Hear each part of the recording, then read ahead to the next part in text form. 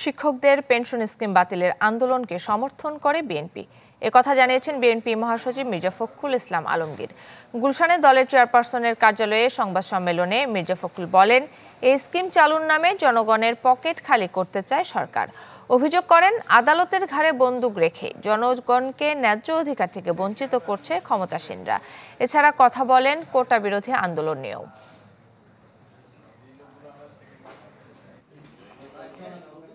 বিচার বিভাগকে ব্যবহার করে অর্থাৎ আদালতের ঘাড়ে বন্দুক রেখে জনগণের ন্যায্য দাবি সমূহ দমিয়ে রাখার ভিন্ন পুরনো কৌশলেই তারা ছাত্র সমাজের ন্যায্য আন্দোলনকে দমানোর অপচেষ্টায় লিপ্ত রয়েছে।